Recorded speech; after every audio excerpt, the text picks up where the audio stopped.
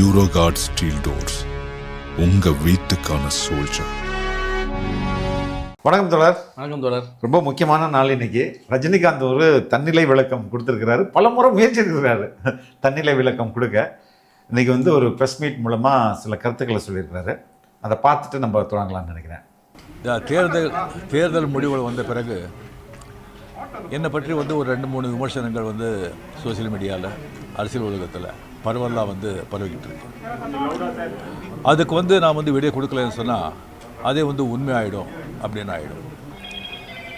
நான் வந்து நேற்று பெங்களூர் போகும்போது நீங்கள்லாம் இங்கே வந்திருப்பீங்க, ஏர்போர்ட்டில் யாரோ வந்திருப்பீங்க. அங்கே வந்து நீங்கள் கேள்வி கேட்பீங்க, அது விடை கொடுத்துலான்னு இருந்தேன். அப்போ நீங்கள் யாரும் அங்கே இல்லை.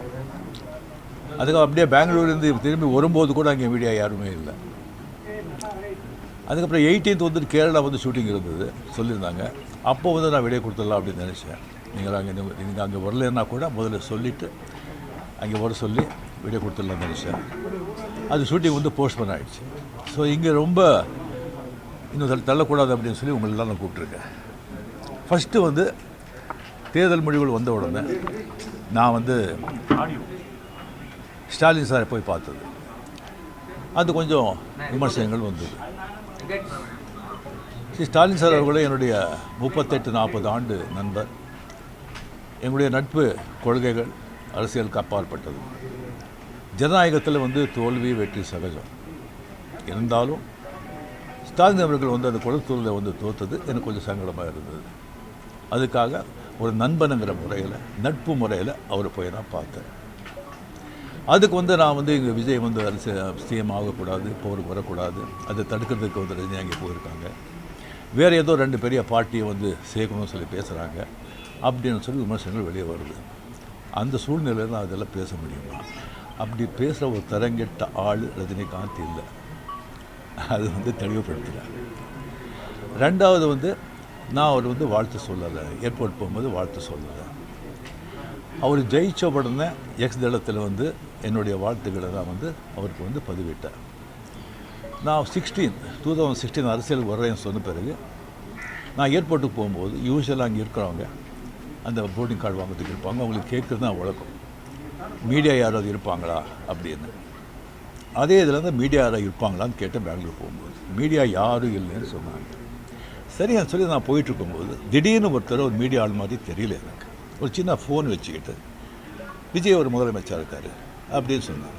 நான் என்ன சக்கன் ஷாக், அது மீடியா மாதிரியே தெரியுது எனக்கு. ஃபோன் வச்சுக்கிட்டு நான் அப்படியே பார்த்து சிரித்து நான் போயிட்டேன். அதுக்கு வந்து வாழ்த்துக்கள் சொல்லலை அப்படின்னு சொல்லி அதுக்கு ஒரு விமர்சனம். இன்னொன்று வந்து விஜய் மேலே எனக்கு பொறாமை அப்படின்னு. நான் அரசியல் வந்து இல்லை, அரசியல் நான் இல்லைன்னு சொல்லி விலகி ஆச்சு. அரசியல் தான் இல்லாத போது அவர் மேலே எனக்கு ஏன் பொறாமல்? ஒருவேளை கமல்ஹாசன் ஏதாவது முதலமைச்சர் தான் எனக்கு பொறாமை வந்திருக்குமோ என்னமோ தெரியாது. அப்போ கூட வந்திருக்காது. கிடைக்காம இருக்கிறது கிடைக்காது. ஸோ இன்னொன்று வந்து எனக்கும் விஜய்க்கு வந்து எனக்கும் விஜய்க்கு வந்து ஒரு ஜெனரேஷன் கேப், கிட்டத்தட்ட 25 இயர்ஸ் டிஃப்ரென்ஸ். நான் முதலையே சொல்லியிருக்கேன். நான் வந்து விஜயை வந்து நான் இதை கம்பேர் பண்ணிக்கிட்டால் அது எனக்கு நல்லதில்லை, கெட்ட பேர். விஜய் என்னை பற்றி கம்பேர் பண்ணிவிட்டால் அவருக்கு நல்லதில்லை. சின்ன வயசுலேருந்து அவர் பார்த்துட்ருக்காரு. அவர் சிஎம் ஆனதில் எனக்கு என்ன போகிறாங்க? அது இன்னும் இவ்வளோ சின்ன வயசில் 52 வயசில் எம்ஜிஆர் என்டிஆர் சாதனை பண்ணுறதை விட அதை விட ஜாஸ்தி. கம்ப்ளீட்டாக சென்டர் பிஜேபி எவ்வளோ பெரிய பவர்ஃபுல் சென்டர். இங்கே 2 பெரிய கட்சிகளை எதிர்த்து தனி ஆளை வந்து ஜெயிச்சிருக்காங்க. அது நம்ம சினிமா இண்டஸ்ட்ரியிலேருந்து. எனக்கு அது பொறாமை இல்லை, ஒரு ஆச்சரியம் கலந்த ஒரு சந்தோஷம். அப்படியே யார் அப்ரிஷியேஷன், சூப்பர். ஸோ அந்த பொறாமையும் இல்லை. விஜய் அவர்களுக்கு வந்து நிறைய எதிர்பார்ப்புகள் இருக்குது ஜனங்க மத்தியில். டெஃபினட்டாக அந்த எதிர்பார்ப்பெல்லாம் அவரை சந்தித்து மக்கள் நல்லது செய்வாங்கங்கிற நம்பிக்கை எனக்கு இருக்குது. அவருக்கு அதிக வாழ்த்துக்கள். ஓகே சார், திமுகவையும் அதிமுகவையும் நீங்கள் ஒரு பேச்சுவார்த்தை செய்து இணைந்து எடப்பாடியை முதலமைச்சராக முயற்சிகள் நீங்கள் எதுவும் செய்தீங்களா? சொல்லியாச்சு.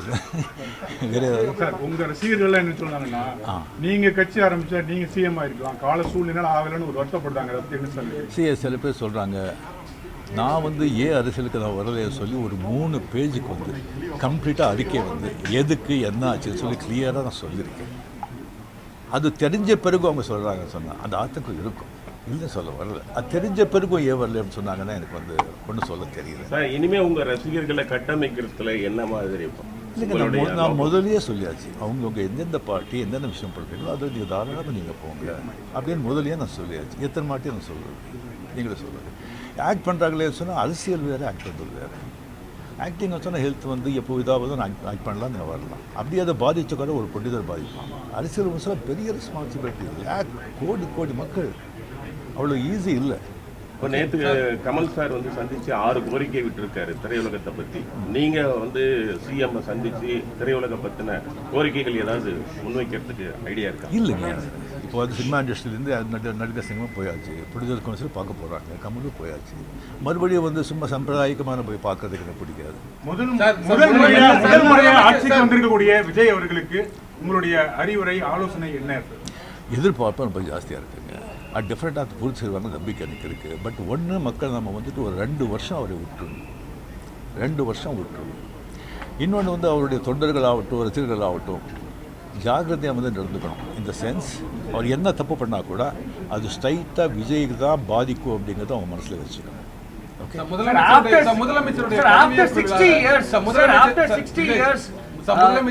நான் திராவிடியன் பார்ட்டி வந்திருக்காங்க, ஒரு திராவிட கட்சி இல்லாத ஒரு கட்சி வந்து தமிழகத்தை ஆளுறாங்க. இது என்ன மாதிரியான இம்பாக்டை கிரியேட் பண்ணணும்? சரிங்க, ஒரு 60 ஆண்டுகள் பார்த்துட்டாங்க, ஒரு மாற்றம் தேவை. அந்த மாற்றத்துக்கு கரெக்டாக வந்து விஜய் வந்தார். அது வரும்போது கம்ப்ளீட்டாக சினிமா புகழ் 100% சினிமா புகழ் வந்து அவ்வளோ வந்து ஒரு கை கொடுத்துருக்கு. இளைஞர்கள், லேடிஸு அண்ட் சோஷியல் மீடியா, அது நல்ல ஒர்க் ஆகிடும். ஓகே, ஏற்கனவே முதலமைச்சருடைய பதவியேற்பு விழாவில் நீங்கள் சிறப்பு விருந்தினராக கலந்துக்கிறீங்க. விஜய் பதவியேற்கும் போது உங்களுக்கு அழைப்பு வந்துச்சா? நீங்கள் கலந்து கொள்ளாத போதும் அது ஒரு சமூக வலைதளங்களில் சில கருத்துக்களை முன் வச்சிருந்தாங்க. உங்களுக்கு முதலமைச்சர் அந்த ஏற்பு விழா ஸ்வீரிங் எங்கே நான் எதில் கலந்துருக்கேன் நான்? ஏன்னா பழைய எதுலேயும் கிடையாது. சிறப்பு வந்து உங்களுக்கு அழைப்பு வந்துருக்கு, இன்னும் ஸ்வீரிங்கன்னே பண்ணலைங்க. அந்த அழைப்பு நான் வந்து 96 தான் கலைஞர் இருக்கும்போது, அவர் இருக்கும்போதே நான் வந்து அப்போ நான் போகல. 15 டேஸ்க்கு அப்புறம் நான் வெளியே போயிருந்தேன். 15 டேஸ்க்கு அப்புறம் வந்த பிறகு கலைஞர் சார் கேட்டார், உங்களை பார்க்கணும், நான் வரட்டா நீங்கள் வரீங்களா? ஐயோ நானே வரேன்னு சொல்லி அவர்கிட்ட போய் நான் வாழ்த்துக்கள் சொன்னேன். அப்படி நேரடியாக வந்து மக்கள் வந்து மாற்றம் வேணுன்றதை இந்த தேர்தல் மூலிமா உணர்த்திருக்காங்க. 2001 நீங்கள் தேர்தல் கட்சியை வச்சிருந்தா வெற்றி பெற்றுக்கலாம் என்ற ஒரு சொல்லப்படுகிறது. அது வந்து தவறு விட்டுமோன்னு நினைக்கிறீங்களா? இல்லை, 100% வெற்றி பெற்றுப்பாங்க, அதில் டவுட்டே கிடையாது. பட் ஆனால் அந்த பஸ்ஸை மிஸ் பண்ணிட்டீங்கன்னு நினைக்கிறீங்களா? வேறு கொஸ்டின் சார், இந்தியா லெவலில் இருக்கக்கூடிய பிஜேபி தமிழ்நாட்டில் வந்து ஏன் ஒரு சீட்டு வருது, என்ன காரணம் சார்? சாரி, நான் அதுக்கெல்லாம் நான் ஆசைப்படுறேன். ஓகே, சொல்லுங்க தோழர், ப்ரெஸ் மீட் பார்த்துட்டீங்க, என்ன உங்களுடைய what is your opinion about this? அவர் பேசியிருக்கிறது, அதாவது அது வந்து ரஜினிகாந்த் டைலாக்லேருந்தே சொல்லலாம் தோழர். நான் வந்து எப்போ வருவேன், எது ஏன் வருவேன்லாம் தெரியாது, ஆனால் வர வேண்டிய நேரத்துக்கு கரெக்டாக வந்துடுவேன் அப்படின்னு சொல்கிறார் இல்லையா? அதுதான் நடந்திருக்கு தோழர். இப்போ நிருபர்கள்லாம் கேட்குறாங்க, நீங்கள் அதிமுக திமுக ஆட்சிக்கு வந்து நீங்கள் வந்து அரேஞ்ச்மெண்ட் பண்ணீங்களா, அதுக்கான ஏற்பாடுகள் செஞ்சீங்களா, அதுக்காக நீங்கள் வேலை பார்த்தீங்களான்னு கேட்கும்போது அந்த மாதிரி வேலை செய்கிற கேவலமான ஆள் நான் இல்லைன்னு சொல்கிறாரு. ஆனால் இவர் அதிமுக திமுகக்காக வேலை பார்த்தாரா இல்லையாங்கிறத விட இவர் பாஜகக்காக வேலை பார்த்துருக்காரு. பாஜகவோட ஆளாகத்தான் நாங்கள் போயிருக்காரு தோழர். ஏன்னா இவர் வந்து ரொம்ப நாளாகவே வந்து அரசியலில் வந்து இவருக்கு ஒரு வாய்ப்புகள் இருந்தது, ஆனால் அதை வந்து அவர் மிஸ் பண்ணிட்டாரு. அவர் வந்து நிறைய பேர்கிட்ட தன்னோட ரசிகர்கள்ட்டே கூட ஒரு ஹோப்பை ஏற்படுத்தி அதை வந்து அவர் நிறைவேற்றலை தானே. எவ்வளோ பேரோட வாழ்க்கையை வந்து அவர் வீணடிச்சிருக்கிறாரு. அவரை நம்பி வந்த தமிழறிவு மணியன், அப்புறம் வந்து இன்னொருத்தர் பாஜகவில் வந்து இன்டெலெக்சுவல் பிரிவில் இருந்தார் ஒருத்தர், அர்ஜுன் மூர்த்தி, இவங்க எல்லாரையும் வர வச்சு ஒரு நம்பிக்கை கொடுத்து அவர் வந்து கடைசியில் செலவு பண்ணணும், அரசியல்லாம் சும்மா இல்லை, செலவு பண்ணணும் அப்படிங்கும்போது அவர் வீட்டில் இருந்து அவருக்கு ப்ரெஷர்னால அவர் வந்து வர முடியல, அரசியலுக்கு வர முடியல. ஆனால் இன்னைக்கு வந்து செலவே பண்ணாமல் மக்களுடைய பெரிய எழுச்சியை வச்சுட்டு முதல்வர் விஜய் வந்திருக்கிறார் இல்லையா, அது வந்து அவரை டிஸ்டர்ப் பண்ணுதோன்னு நினைக்கிறேன் தோழர். அதுக்கு நான் பேசும்போது அப்படிலாம் இல்லை, நான் எதுக்கு பொறாமப்படணும், நான் எதுக்கு கோவப்படணும், நான் வந்து உண்மையிலே அதிர்ச்சியும் ஆச்சரியமும் கலந்த மகிழ்ச்சியும் தான் இருக்குது அப்படிலாம் சொல்கிறாரு. அது எப்படி எடுத்துக்கிறது ரஜினிகாந்த்? மகிழ்ச்சியாக இருந்தால் நீங்கள் வந்து முதல்ல மகிழ்ச்சியை வெளிப்படுத்தினா முதல்வர் தானே போய் சந்திக்கணும். தேர்தல் முடிஞ்ச பிறகு யார் தோற்று போனார்களோ அவர்களை போய் சந்திக்கிறது வந்து அவர்களுக்கு ஆறுதல் சொல்கிறதுக்காக தான் நீங்கள் போயிருக்கீங்க. ஆறுதல் சொல்றதுக்காகவும் பாஜக உங்களுக்கு என்ன அசைன்மெண்ட் கொடுத்ததோ அந்த அசைன்மெண்ட் செய்யறதுக்காகவும் போயிருக்கீங்க. அந்த அசைன்மெண்ட் வந்து அந்த அசைன்மெண்ட் போனதால Misfire ஆயிடுச்சு. மிஸ்ஃபயர் ஆயிடுச்சு. 3-4 நாள் ஏன் தோழர் இழுக்கணும்? முதல்வர் விஜய் வந்து அவர்கள் கவர்னர் மாளிகைக்கு போயிட்டு வந்தார் இல்லையா, எதுக்கு அந்த மாதிரி நீங்க ஒரு அலைக்கழிப்பு செய்யணும்? நீ ரஜினிகாந்தோட அசைன்மெண்ட் அங்க வேலை செஞ்சுட்டு இருந்து நம்ம எல்லாரும் தெரிஞ்சதுதான். முதல்ல வந்து எடப்பாடி யாரை வந்து முதல்வர் ஆக்கிறதுக்கான வேலைகள் நடந்தது, அது உள்ளுக்குள்ள பிடிக்கல. அதுக்கு பிறகு தொல் திருமாவளவன் அவர்களை வந்து வைக்கணும்னு சொல்லி அரேஞ்ச்மெண்ட் நடந்தது, அதில் வந்து ஆலோசனைகள் பண்ணாங்க, அதுவும் பிடிக்கல. அதுக்கு அவங்க ஒத்துக்கல, எடப்பாடியார் ஒத்துக்கல. இப்படி 3-4 நாள் அலக்கழிஞ்ச பிறகுதானே சொல்ற இது மாதிரி ஒரு விஷயம் நடந்திருக்கு. அதனால இவரோட அசைன்மெண்ட் மிஸ்ஃபர் ஆகி போயிருச்சு, அவ்வளவுதான், பூமராங் ஆயிடுச்சு. அதே மாதிரி தொடர் இன்னைக்கு ஆட்சி அமைத்த பிறகும் இன்றும் வரைக்கும் திமுக வந்து ஏதோ ஒரு நாங்க தான் ஒரு ஷேடோ கவர்மெண்ட் நடத்திட்டு இருக்கோம் அப்படின்ற மாதிரி ஒரு பேச்சு நடக்குது. எங்க கவர்மெண்ட் தாங்க நடக்குதுன்ற மாதிரியே பேசுறாங்க. ஆமா, இதே எப்படி எடுத்துக்கிறது தொடர்? அவங்க எதை தின்னா பித்தம் தள்ளியும் அப்படிங்கிற ஒரு இது பழமொழி சொல்லுவாங்களா, அந்த மாதிரி அவங்க தோல்வியுடைய குழப்பத்துல தோல்வியை தாங்கிக் கொள்ள முடியல. திமுக மொத்தமாகவே தோல்வியை தாங்கிக் கொள்ள முடியல, அதுல குறிப்பா கொளத்தூர் தோல்வியை வந்து தாங்கிக் கொள்ளவே முடியல. அதனால அவர்களுக்கு என்ன செய்வதுன்னு தெரியல. இப்போ 38 பேர் குழு அமைச்சு கட்சிக்குள்ள நாங்க வந்து என்ன தோல்விக்கான காரணம் என்னன்னு ஆய்வு செய்யறோம்ன்றாங்க. இந்த ஆய்வுலாம் நீங்க தேர்தலுக்கு முன்னாடி செஞ்சிருக்கணும். தோத்த பிறகு நீங்க சரி ஓகே செல்ஃப் அனாலிசிஸ் பண்ணுங்க, ஆய்வு செய்யுங்க, எல்லாம் சரிங்க. ஆனா ஒரு அரசாங்கம் தேர்ந்தெடுக்கப்பட்டு மக்களால் தேர்ந்தெடுக்கப்பட்டு மக்கள் வந்து இத்தனை கோடி மக்கள் வாக்களிச்சு ஒரு முதல்வர் வர வேண்டும், ஒரு மாற்றம் வர வேண்டும் என்று வாக்களிச்சு இப்போ செயல்பட விடாம தடுக்கிற மாதிரி நீங்க வந்து செயல்படுறது அதை ஏற்றுக்கொள்ள முடியாத தோழர். அதாவது இவங்க என்னன்னா, இப்போ முதல்வர் விஜய் வந்து படத்துல சொன்ன மாதிரி உசுப்பேத்துறான் உம்முன்னு இருக்கணும், கடுப்பேத்துனா கம்முன்னு இருக்குன்னு சொன்ன மாதிரி இப்போ வந்து இவங்க வந்து இதுக்கெல்லாம் ரெஸ்பான்ஸ் பண்ண வேண்டிய அவசியமே இல்லைன்னு நான் நினைக்கிறேன் தோழர். ஏன்னா மக்கள் தான் ஆளும் கட்சி, மக்கள் தான் எதிர்கட்சி. நீங்க ஜனநாயக அடிப்படையில் செயல்பட்டு உருப்படியா ஏதாவது நீங்க கேள்விகள் கேட்குறீங்க, ஏதாவது ஒரு பிரச்சனையை கொண்டு வரீங்க, அது உண்மையிலேயே மக்கள் சார்ந்த பிரச்சனை அப்படிங்கும் போது நாங்கள் அதுக்கு பதிலளிக்க கடமைப்பட்டிருக்கோம். நீங்க வந்து பொறாமையிலையும் வயிற்றெரிச்சல்லையும் நீங்க வந்து கடுப்பாகி நீங்க வந்து காலையில எதையாவது ஒன்று வந்து பேசிட்டு அது சரியில்லை இது சரியில்லை அப்படின்னு சொல்லிட்டு இருந்தீங்கன்னா அதுக்கெல்லாம் வந்து முதல்வர் வந்து செவி சாய்க்க வேண்டும் என்ற அவசியமே இல்லை. அப்படிதான் மக்கள் நினைக்கிறார்கள் தோழர். மக்களுக்கு பதில் சொல்லலாம். மக்கள் ஒரு ஏதோ ஒரு அரசுல வந்து ஏதோ ஒரு அப்பாயின்மெண்ட் இருக்கு, அதை செய்யறாங்க, உடனே நீங்க வந்து அது சரியில்லை இது சரியில்லை, அவர் செயல்பட விடணும்ல. செயல்படவே விடாம என்ன செய்யறாங்கன்னே தெரியாம நீங்க உடனே அது சரியில்லை இது சரியில்லைன்னு சொன்னீங்கன்னா அதுக்கெல்லாம் நம்ம செவி சாய்த்து கொண்டிருக்க வேண்டிய அவசியம் இல்லை. அப்படி உண்மையிலேயே பிரச்சனை வந்தால் முதல்வர் விஜய் அவர்கள் மக்களிடம் பதில் சொல்லிக் கொள்வார். இந்த அரசு எந்த அளவுக்கு முந்தைய அரசு திமுக எந்த அளவுக்கு கேவலமான ஒரு அமைப்பா இருக்குன்னா எல்லா இடத்துலயும் 1 மணி நேரத்துக்கு மேல கரண்ட் கட் பண்றாங்க சம்மர்ல சாவுங்க. இது உங்களுடைய ஸ்ட்ராட்டஜில ஒண்ணு உங்களுக்கு ஞாபகம் இருக்குன்னு நினைக்கிறேன். ஆற்காடு வீராசாமி வந்து மின்சாரத்துறை அமைச்சராக இருக்கும்போது ஜெயலலிதா ஸ்வேரிங் டைம்ல 6 மணி நேரம் சென்னையில கரண்ட் கட்டு ஞாபகம் இருக்குன்னு கரண்ட் கட்டி மக்களை வந்து தொந்தரவு பண்றாங்க. இன்னொன்னு வந்து முன்னாள் முதலமைச்சர் சொல்றாரு, இந்த தோல்விக்கு நானே பொறுப்பேற்றுக்கிறேன்றாரு. எப்படி வெற்றி வந்தா நான் கிளைம் பண்றேனோ அது மாதிரி இந்த தோல்விக்கு நானே பொறுப்பேற்றுக்கணும்னு சொல்றாரு.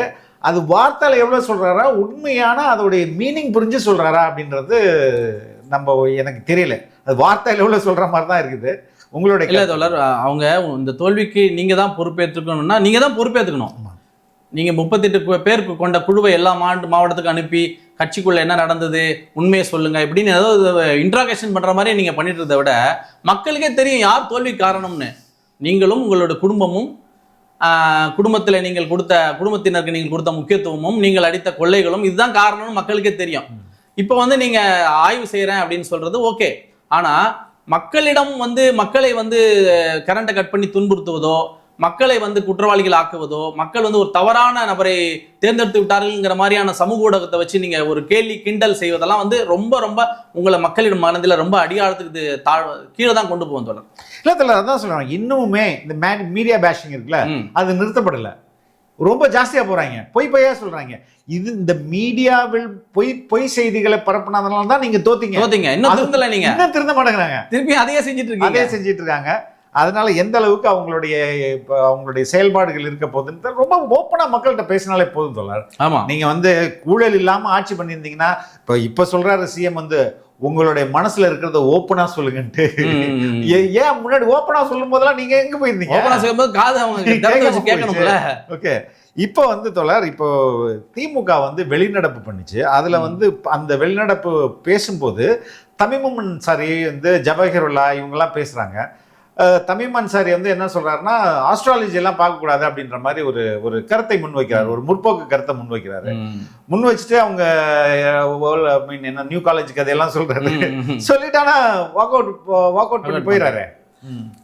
அவர் வாக் அவுட் பண்ணி போறதா இருந்தா எதுக்கு நீங்க இந்த தேவையில்லாத நீட்டி முழக்கிற கதைகள் எல்லாம் சொல்றீங்க? நான் அவர் பேசுறது முழுவதும் கேட்டேன். இப்போ நீங்கள் வந்து முதல்வர் அவர்கள் நீங்கள் வந்து லைலா காலேஜில் படித்தீங்க, நான் நியூ காலேஜில் படித்தேன் அப்படின்னா நீங்கள் 2 பேரும் கல்லூரி காலத்தில் எங்கேயாவது சந்திச்சிருக்கீங்களா? உங்களுக்குள்ள ஏதாவது ஒரு நினைவு இருக்கா? நினைவு இருந்தால் சொல்லணும். அவர் அங்கே படித்தாரு, நீங்கள் இங்கே படிச்சீங்க, அதில் சொல்கிறதுக்கு என்ன இருக்கு? இதே மாதிரி 234 உறுப்பினர்களும் முதல்வரை பார்த்து நீங்கள் அந்த கல்லூரியில் படிச்சீங்க, நான் இந்த கல்லூரியில் படித்தேன்னு சொன்னால் இது எவ்வளோ கேலி கூத்தா இருக்கும்.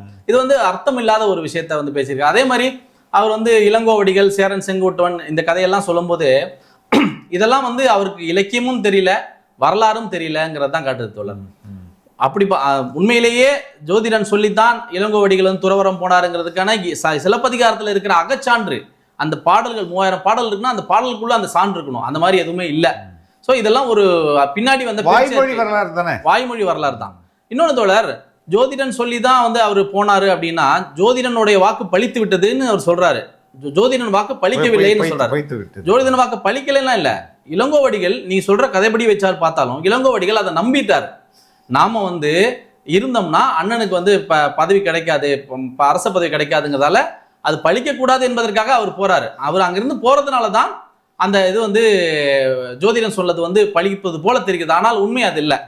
ஜோதிடனா வச்சுக்க தோழர், ஜோதிடங்கிறது வந்து ஒரு சமஸ்கிருத வார்த்தை இருக்குனாலே அது தப்புன்னு நம்ம சொல்லக்கூடாது தோழர். இப்ப யாதும் ஊரே யாவரும் கேளிர்னு சொன்னது யாரு? கணியன் பூங்குன்றன். கணியன்னா என்ன? கணியன்னா காலத்தை கணித்து சொல்றவர் தான். இன்னைக்கு நீங்க ஜோதிடம்ன்ற ஒரு வார்த்தை, அது பிராமின் வார்த்தை, அது சமஸ்கிருத வார்த்தைங்களால அது நீங்க ரொம்ப பிற்போக்குத்தனமானதுன்னு சொல்றதுக்கு இல்லை. வாழ்க்கையை பாருங்க, தமிழர்களோட வாழ்க்கையை பார்த்தீங்கன்னா எல்லாமே கணித்து தான் செய்யறாங்க. மங்களமான விஷயங்கள், அமங்கலமான விஷயங்கள் எல்லாத்தையுமே வந்து தமிழர்கள் வாழ்வில் இருக்குது. இன்னைக்கும் இருக்குது. இன்னைக்கும் ஒரு இறப்பு நடந்தா கூட அது இந்த நேரத்தில் எடுக்கணும்னு தான் எடுக்கிறாங்க. அதை மாற்ற முடியுதா அவங்களால? திருவள்ளுவரை விட ஒரு கணிப்பு தான். அவர் வாழ்க்கையை வந்து பிலாசபிக்கலா கணிக்கிறார். இது செஞ்சா இப்படி வரும், தீதும் நன்றும் பிறர் தர வாரா அப்படின்னு கணின்னு சொல்றாருன்னா, நல்லது செஞ்சா நல்லது கிடைக்கும், கெட்டது செஞ்சா கெட்டது கிடைக்கும், வாழ்க்கையை பார்த்து சொல்றது தோழர். கணிப்பு என்பது அது தமிழரோட வாழ்க்கையில எல்லா இடங்கள்லையும் இருக்குது. அதனால நீங்க வந்து அது பொய் அப்படின்னு சொல்றது வந்து ஒரு உண்மையிலே நான் ஒரு கன்ஃபெஷனை பண்ணணும் தோழர். உங்களுக்கு உண்மையை ஒரு என்ன சொல்றது, ஒரு ஒரு பாவ மன்னிப்பு மாதிரின்னு வச்சுங்களேன். ஒரு கன்ஃபெஷன் உண்மையை சொல்றேன். எனக்கு ஜோசியத்தின் மீது சுத்தமா நம்பிக்கை இல்லை. இவ்வளவு ஆண்டுகள் நம்பிக்கையே இல்லை. சரி, நான் வந்து ரொம்ப கிண்டல் பண்ணுவேன் அதை. சரி, இன்னைக்கு வந்து இந்த ஏஐ உலகம்லாம் வந்துருச்சு. ஆமா ஆமா ஆமா. அப்போ இப்போ இந்த ஜோசியம் மேட்டர் வந்து ரொம்ப இதுவாகும் போது ஐ வாஸ் டெஸ்டிங். நான் வந்து சும்மா டெஸ்ட் பண்ணேன். ஏஐல வந்து ஜோசியத்தை எப்படி பார்த்து கொஞ்சம் டேட்டாஸ் போட்டேன் தோழர். I was shocked. Literally I was shocked. எனக்கு வந்த ப்ரெடிக்ஷன் பார்த்து நான் ஷாக் ஆயிட்டேன். ஓகே. எனக்கு வந்து சரி எல்லாத்தையும் போட்டு எனக்கு எத்தனை குழந்தைகள் இருக்கும் அப்படின்னு சொல்லி கேட்டேன். நான் வந்து ஏஐ யூஸ் பண்ணி கேட்கிறேன். அது சொல்லுது, உன்னுடைய ராசிப்படி உனக்கு 2 குழந்தைகள் இருக்கும், அதுல பெண் ஆணுன்னு இருக்கும். அதுல முதல் குழந்தைக்கும் 2வது குழந்தைக்கும் 4 முதல் 6 ஆண்டுகள் இடைவெளி இருக்கும். நான் உண்மையிலே வந்து ஐ வாஸ் ஷாக்ட். அதே மாதிரி சும்மா டீஸ் பண்றது தான் நான் கேட்டேன். என்னுடைய ஜாதகப்படி நான் ஜெயில இருந்திருப்பேனா அப்படின்னு கேட்டேன். அது சொல்லுது தோழர், 2024 மே மாதத்தில் இருந்து நவம்பர் மாதம் வரை நீ ஜெயில இருந்திருக்கணும்னு சொல்லிச்சு. மறுபடியும் எனக்கு ஷாக்கு. அப்போ நான் வந்து என்னை வந்து நம்ம இவ்வளவு நாள் வந்து ஐ வாஸ் பிளைண்ட் அப்படின்றத நான் வந்து என்ன சொல்றது, நான் வந்து ரீதிங்க் பண்ண ஆரம்பிக்கிறேன். அது மட்டும் இல்ல, நிறைய விஷயங்கள் நான் வந்து என்னுடைய வாழ்க்கையை I should test my life with நான் வந்து அது தி மோஸ்ட் ஏஐன்றது தான் இருக்குதுல தி பெஸ்ட் இன்னைக்கு இருக்குது. அது இவ்வளவு அக்யூரேட்டா சொல்லும் போது எனக்கு நான் அதை நம்பாம இருக்க முடியல. இன்னைக்கு அது ஒரு உண்மையிலே நான் சொல்றேன். நான் வந்து நீங்க நடந்து முடிஞ்சது தான் சொல்லுது, நடக்க போறத நீங்க கேட்கல. நான் இதெல்லாம் வந்து நான் வந்து ரெண்டாவது இன்னொன்னு ரொம்ப முக்கியமானது நான் வந்து சொல்லணும் என்னன்னா, நான் வந்து தஞ்சாவூர் மெடிக்கல் காலேஜ் ஹாஸ்பிட்டலில் பிறந்தேன். அப்போ கிராமம், ஆனால் எங்கள் அம்மா கொஞ்சம் ஹை ரிஸ்க் ப்ரெக்னென்ட்னால அங்கே போயிட்டு என்னை சேர்த்தாங்க. அங்கே பிறந்தேன். எனக்கு டைம் சரியாக தெரியாது, எத்தனை மணிக்குன்றது எக்ஸாக்ட் டைம் தெரியாது. அப்போது நான் வந்து தோராயமாக ஒரு 10 மணி இருக்கும் அப்படின்னு தான் சொல்லியிருப்பாங்க. ஏன்னா நான் பிறந்தப்ப நீ போயிட்டு மருந்து வாங்கிட்டு வாங்கப்பான்னு சொல்லிட்டு போயிருப்பாங்க. இப்போ கடையெல்லாம் மூடிடுச்சு, இதுதான் எனக்கு கொடுத்த ரெஃபரன்ஸ். கடை மூடிட்டாங்க, அப்போ அரௌண்ட் 10 மணி இருக்கும் அப்படின்றது தான் நான் இதுவரையும் எனக்கு நினச்சிருந்தது. நான் இதெல்லாம் சொல்லிட்டு நான் இதுவரையும் என்னுடைய டைம் வந்து 10 மணின்னு நினச்சிருந்தேன். இப்போது எனக்கு இத்தனை குழந்தைங்க இருக்காங்கன்னு நீ சொல்கிற, இந்த மாதத்துலேருந்து இந்த மாதம் வரையும் நான் ஜெயிலில் இருந்தேன்னு நீ சொல்கிற. அப்போது இதை வைத்து can you fine tune my birth time அப்படின்னு கேட்டேன். அது ஃபைன் டியூன் பண்ணி 9:35 9:45 வரையும் நீ பிறந்திருக்கிறதுக்கு வாய்ப்புகள்னு ஒரு எவ்வளோ நேரம் டவுன் பண்ணி கொடுத்துச்சு. Then I was really taken back. So okay, இது ஒரு சயின்ஸ் தான். இதை வந்து மேபி ஹியூமன் எரர்னால வேற தப்பா நினைச்சிருப்பாங்க. அதை ஏற்றுக்கொள்ளலாம், ஏற்றுக்கொள்ளாத தனிப்பட்ட. இன்னைக்கும் நான் அதை முழுமையா ஏத்துக்கல. எனக்கு நான் டெஸ்ட் பண்ணும்போது ஒரு புது ஐடியா, அது பழைய ஐடியாவோ புது ஐடியாவோ, யூ ஷுட் ஓபன் ஃபார். நான் வந்து இவ்வளவு நாள் ஒரு விஷயத்தை நம்பல, இன்னைக்கு நம்ப ஆரம்பிக்கிறேன்னு கூட சொல்ல முடியாது. பட் ஐ எம் அக்செப்டிங் அப்படின்றத நான் சொல்றேன். ஏன்னா இது நான் யார்ட்டுமே சொல்லல. அது சரி தலர். அதாவது மக்கள் வாழ்க்கையில பாரம்பரியமா வரலாற்று பூர்வமா என்னென்ன இருக்கோ அதை நம்ம வந்து கேலி செய்ய முடியாது தோழர். அதை வந்து விலக்கி சொல்லலாம், இப்படி போக வேண்டாம், இது சரியில்லைன்னு நீ சொல்லலாம். ஆனால் அதை ஏற்றுக்கொள்வதும் அதை கடைபிடிப்பதும் மக்கள் வாழ்க்கையில தான் இருக்கு தோழர். இஸ்லாமியர்கள் மன்னர்கள், முகலாய மன்னர்களே ஜோதிடம் பார்த்துருக்காங்க தோழர். ஹுமாயூன் வந்து தன்னுடைய குழந்தை அக்பர் பிறப்பதற்கு சரியான நேரம் கணிக்கிறார். அந்த நேரம் கணிக்கும், அந்த நேரத்தில் பிறந்தாதான் அடுத்து ஒரு பெரிய பேரரசன் வர வேண்டும்ங்கிறதுக்காக நேரம் கணிக்கிறார். இது வந்து வரலாறுல இருக்கு. ஏஜி அக்பர்னு ஒருத்தர் எழுதியிருக்காரு, அதோட புக்ல இருக்கு. அதுல வந்து அவர் வந்து வெளியூர்ல இருக்கிறாரு. ஜோதிடர்கள் நேரம் குறிக்கிறாங்க. நேரம் குறிச்சதுக்கு முன்னாடியே வழி வந்துருது மனைவிக்கு. அந்த வழியை வந்து நிறுத்துவதற்காக செவிலியர்கள் வந்து ஒரு பேய் மாதிரியான ஒரு வேஷம் போட்டு அவங்க அந்த வழியை நிறுத்துவதற்காக அந்த கர்ப்பிணியை வந்து முன்னாடி தோன்றி வழியை நிறுத்துறாங்க. அவங்க தூங்கிடுறாங்க. அதுக்கப்புறம் குறித்த நேரம் வரும்போது அவங்களை எழுப்பி திருப்பி பிரசவம் பார்த்து திருப்பி வந்து குழந்தை எடுக்கிறார்கள். இது வந்து எல்லாத்துக்குமே பைபிள்லயே ஏசுநாதர் பிறந்திருக்கிறார்ன்றது ஒரு நட்சத்திரத்தை பார்த்து தான் 3 ராஜாக்கள் வந்தாங்க. நட்சத்திரம்னா என்ன தோழர்? அதான் வானவியல், வானியல். அதான் சாஸ்திரம். சோ இதற்காக நான் வந்து சப்போர்ட் பண்ணல தோழர். இன்னொன்னு என்னன்னா, இப்ப எனக்கு நடந்த ஆச்சரியத்தை தான். அதே போல தோழர், இந்த அரசு இப்படி ஒரு விமர்சனம் வந்தோடனே அவர் வந்து மாத்திடுறாங்கல்ல, அதுதானே முக்கியம் உங்களுக்கு. ஆமா தோழர், அது எவ்வளவு அக்கறையோட இருக்காங்கன்னு முதல்வருடைய இந்த விமர்சனங்களுக்கு எவ்வளவு காது கொடுக்கிறார். நம்ம வந்து வேணாம், அந்த அளவுக்கு சென்சிட்டிவா இருக்க வேண்டாம் நம்ம சொல்றோம். இருந்தாலும் மக்கள் நம்ம தேர்ந்தெடுத்து வச்சிருக்காங்க. மக்களுக்கு வந்து இப்படி ஒரு எதிர்ப்பு வரும், எதிர்கட்சி சொல்லும் போது மக்கள் நம்மை தவறாக நினைத்து விடக் கூடாது என்பதற்காக ஒரு நடவடிக்கை எடுக்கிறாங்க தோழர். ஆனா ஆக்சுவலா அப்படி எடுக்க வேண்டிய அவசியமே இல்லை தோழர். ஏன்னா இவங்க சொல்ற விமர்சனம் வந்து உண்மையே இல்லையே. இவங்க ஒரு வைத்தறிச்சல ஒரு பொறாமையில சொல்றாங்க. அதுக்கு நம்ம எதுக்கு ரெஸ்பான்ஸ் பண்ணும் தோழர்? வலம்புரி ஜான் ஒருத்தர் இருந்தார் தோழர், பெரிய அறிஞர். அவருக்கு ஜோதிடம், ராசிக்கல் நீங்க பிரிச்சு மேய்வார் தோழர். அவர் எம்ஜிஆர் கூட இருந்தாரு. அதுக்காக அவர் வந்து ஜோதிடர்னு சொல்லி எம்ஜிஆர் வச்சுக்கிட்டாரா? இல்ல, அவருக்கு பல திறமைகள் இருக்கு. அதுல இது ஒரு திறமை. அது போல இவர் ரத்தன் பண்டிட்டுக்கும் பல திறமைகள் இருக்கு. அதுல இது ஒரு திறமை. அவருடைய வேறு திறமைகளுக்காகத்தான் அவங்க வைக்கிறாங்க. அவங்க செயல்பட விடணும். செயல்பட விட்ட பிறகு இதை தவறு வந்தா தான் வந்து நம்ம இது பண்ணணும். மற்றபடி இவர்கள் போடுகிற கூச்சல் கூப்பாடுகள்லாம் நம்ம செவிசாய்க்க வேண்டிய அவசியம் இல்லை. இந்த ஒரு சிறிய விஷயத்த கூட ஒரு விமர்சனம் வரும்போது மாத்துறாங்கல்ல. ஸ்னோலினை சுட்டு கொண்ட அதிகாரிகளை எல்லாம் இவங்க என்ன பண்ணாங்க? எவ்வளவு விமர்சனம். அவங்களுக்கு ப்ரொமோஷன் கொடுத்தாங்களா இல்லையா? ஆமா, அதெல்லாம் கேட்க மாட்டாங்க. பல்புடுங்கி பல்வீந்தர் சிங் என்ன பண்ணாங்க? ஆமா, ஒண்ணு செய்ய மாட்டாங்க, ஒண்ணுமே செய்ய. அப்ப இந்த இவ்வளவு முக்கியமான சென்சிட்டிவான பிரச்சனையில கூட நீங்க சென்சிடைஸே ஆகலையே. ஆமா, யாரோ காதுல செவிட காதுல ஒரு சங்கு மாதிரி தானே இருந்தாங்க. சோ இவங்க நேரத்துக்கு ஏற்ற போல இவங்க செயல்படுகிறார்கள்.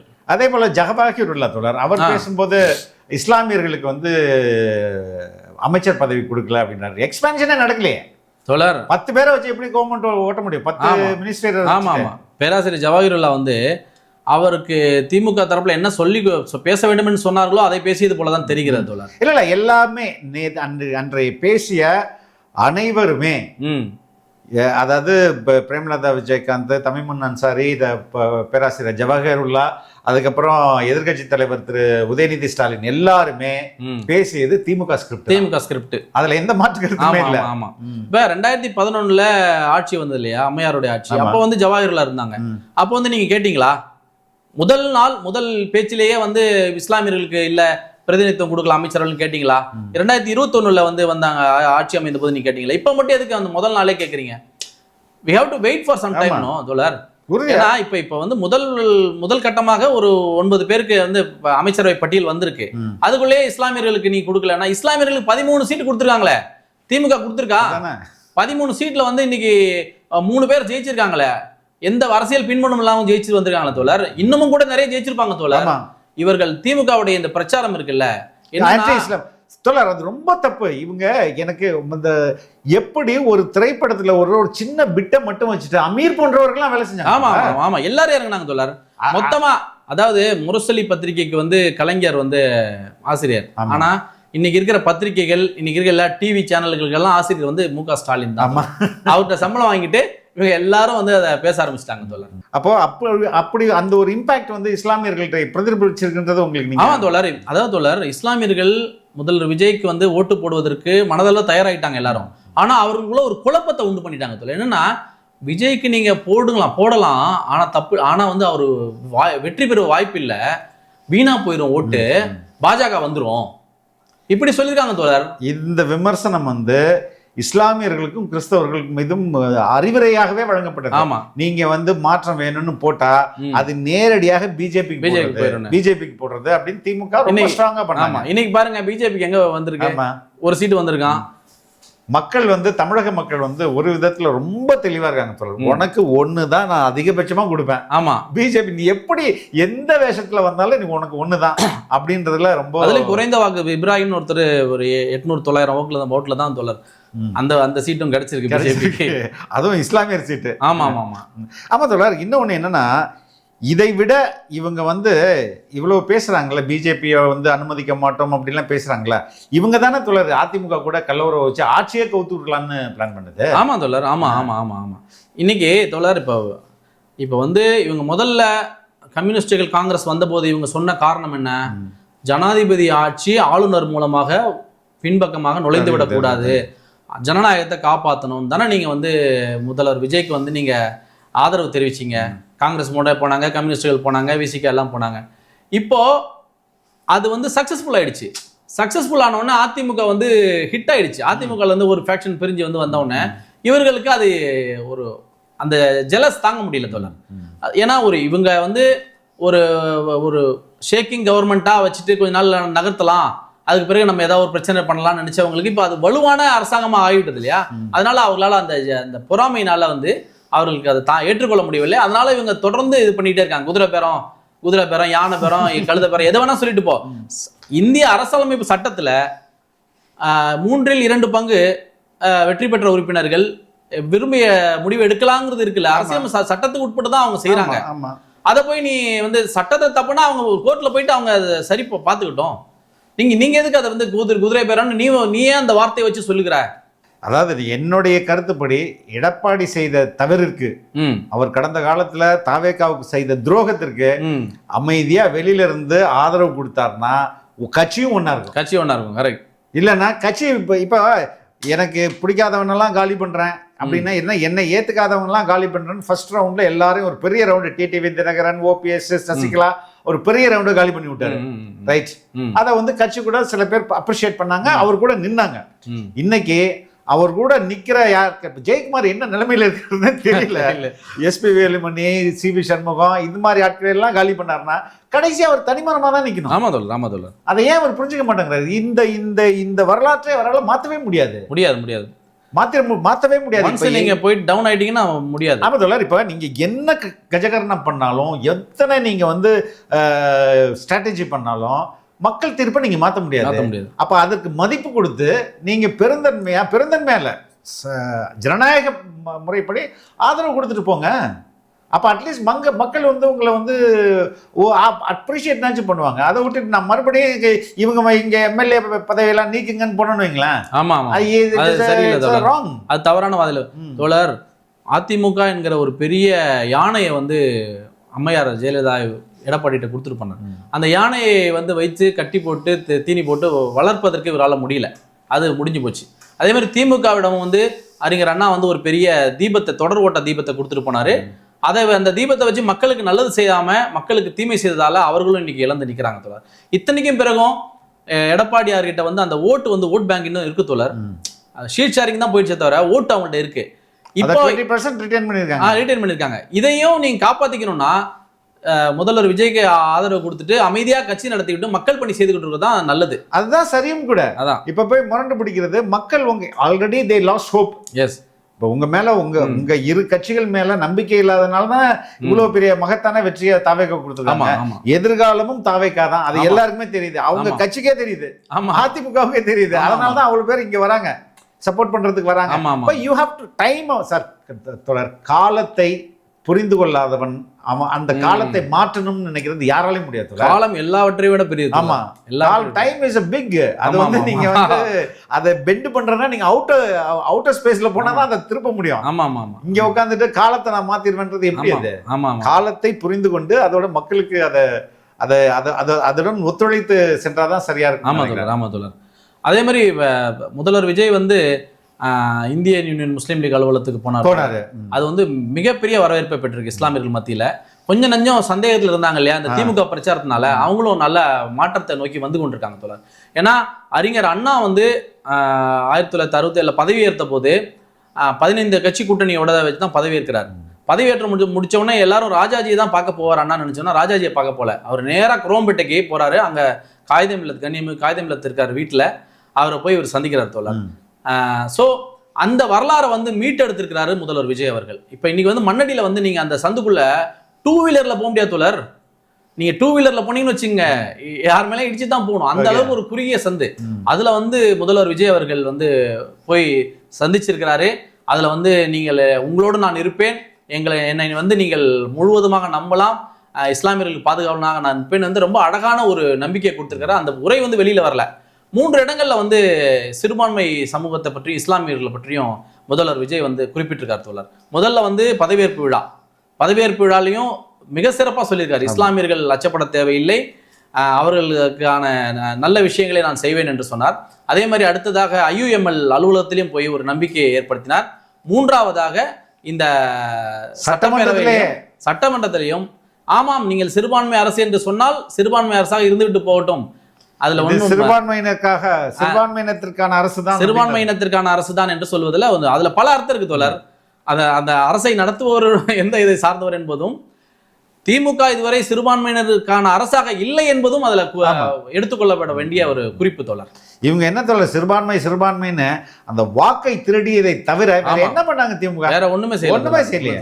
ஆன்டி முஸ்லிம் ஆன்டி கிறிஸ்டியன் தான் அவங்க. அதாவது ஒரு அரசு மக்களால் தேர்வு செய்யப்பட்ட அரசு, திமுக அரசு, கடந்த அரசு நான் சொல்றேன். ஒரு அரசு தனது அரசு செலவில் முருகன் விழா நடத்துது. அது வந்து அது அரசோட வேலை கிடையாது. அப்படி நீங்க ஒரு மதச்சார்பற்ற அரசு நீங்க முடிவு பண்ணீங்கன்னா ஒரு கிறிஸ்துமஸ் விழா அரசு செலவில் நடத்துங்க, ஒரு ரம்ஜான் நோன்பு திறப்பு அரசு விழாவா நடத்துங்க. ஏன் நடத்தல? அதை நடத்த மாட்டாங்க, அதை வந்து கட்சியில நடத்திக்குவாங்க, அதை கட்சியில நடத்திப்பாங்க. அப்ப இவங்க என்ன பாஜக எதை விரும்புகிறதோ எதை விரும்பியதோ அதை நானே பண்ணி கொடுத்துறேன், நீங்க எதுக்கு கஷ்டப்படுறீங்கன்னு சொன்னது அப்படித்தானே தோழர் செயல்பட்டாங்க. அதுல எந்த அர்ஜுன் சப்பத்தை கூட்டு வந்து முருகன் மாநாட்டுல உட்கார வைக்கிறாங்க, அவர் எதுக்கு கூட்டு வந்து உட்கார வச்சாங்க? அவர் என்ன இந்த தமிழக அரசுல ஏதாவது சிறப்பு பதவியில இருக்கிறாரா? அறநிலையத்துறையில இருக்காரா? எதுல இருந்தாரு? RSS ஊர்வலத்துக்கு அத்தனை முறை அனுமதி கொடுத்தாங்க. ஒரு மதுரை கார்பரேஷன்ல இருக்க முக்கிய நிர்வாகின்னு நினைக்கிறேன், முக்கிய கமிஷனரா யார் RSS அதிகாரி வராருன்னு இவர் போயிட்டு ஏர்போர்ட்ல போய் வரவேற்கணும்ன்ற அறிக்கை வைப்பிட்டாரு. அதுக்கப்புறம் எல்லாமே இந்த அரசு எந்த விதத்திலும் தாங்கள் வந்து மதச்சார்பற்ற அரசுனோ இஸ்லாமிய கிறிஸ்தவ துணையா நீ பண்ணோம் சொன்னதை தவிர செயல்ல ஒண்ணுமே இல்லை. இப்ப சேகர் பாபு வந்து மிகச்சிறந்த இந்து பற்றாளராக செயல்பட்டாரு. இந்து சமய அறநிலைத்துறையுடைய இத்தனை 1000 ஏக்கர்களை மீட்டம்லாம் சொன்னாங்களே. அப்ப இவங்க சிறுபான்மை அரசா இருந்தா வக்ஃபு சொத்துக்களை மீட்டிருக்கணும்ல, காட்ட சொல்லுங்க. 1 ஏக்கர் 2 ஏக்கர் மீட்டிருக்கோம் அல்லது என்ன இந்த வக்ஃபுல வந்து இந்த டெவலப்மெண்ட் செஞ்சிருக்கோம்னு காட்ட சொல்லுங்க தோழர். எதுவுமே செய்யல, சும்மா அடையாளமாக இந்த நோன்பு திறப்பது. நம்ம தான் பேசணும்னு நினைக்கிறேன். அந்த வக்ஃப் சொத்துக்களை கூட வெப்சைட்ல கூட அவங்க ஏத்தாம வச்சிருக்காங்க. ஏன் ஏத்தாம வைக்கணும்? நீங்க கொள்ளையடிக்கிறது தானே, பப்ளிக் டாக்குமெண்டா மாத்தக்கூடாதுன்னு தொடர்ந்து பேசுவோம் தோழர். ரொம்ப ரொம்ப நன்றி. தேங்க்யூ. மிக்க நன்றி. தேங்க்யூ.